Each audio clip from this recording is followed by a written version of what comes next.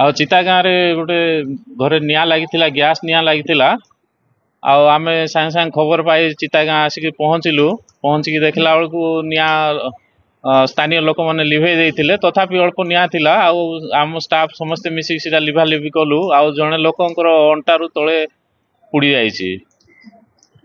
ଆମେ ଫୋନ୍ କଲୁ, ଆମ୍ବୁଲାନ୍ସ ଆସିକି ତାଙ୍କୁ ନେଇଯିବ। ଯୋଉଟା କି ଗ୍ୟାସ୍ର ଲିକେଜ୍ ସେମାନେ ଜାଣି ପାରୁନାହାନ୍ତି। ଆମେ ଅନେକ ବିଷୟରେ ଆଉ ସ୍କୁଲ ମାନଙ୍କରେ ଯାଇକି ଆମେ ସମସ୍ତଙ୍କୁ ଏ ବିଷୟରେ ସଚେତନତା କରୁଛୁ। ଆଉ ଅନେକ ଲୋକ ଏବେ ପର୍ଯ୍ୟନ୍ତ ସଚେତନ ନାହାନ୍ତି ଗ୍ୟାସ୍ କେମିତି ବ୍ୟବହାର କରାଯାଏ। ଆଉ ଆଗାମୀ ଦିନରେ ଆମେ ମଧ୍ୟ ଏଇ ଗାଁରେ ଗୋଟେ ଆୱାରନେସ୍ କରିବୁ ଏ ଗ୍ୟାସ୍ ଉପରେ, ଆଉ ସମସ୍ତଙ୍କୁ ସଚେତନ କରିବୁ।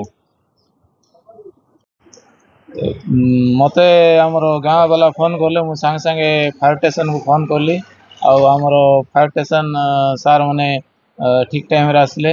ଆଉ ସେ ଜଣେ ବୃଦ୍ଧ ବ୍ୟକ୍ତି ଥିଲେ, ତାଙ୍କ ଟିକେ ପୋଡ଼ି ଯାଇଛନ୍ତି ଗୋଟେ ସାଇଡ଼୍ରେ। ଆଉ ଗ୍ୟାସ୍ ଟାଙ୍କିକୁ ବି ଆମର ଫାୟାର ବାଲା ଆସିକିରି ଲିଭେଇଲେ। ଆଉ ନିଆଁଟା ଆୟତ୍ତ ହେଲା।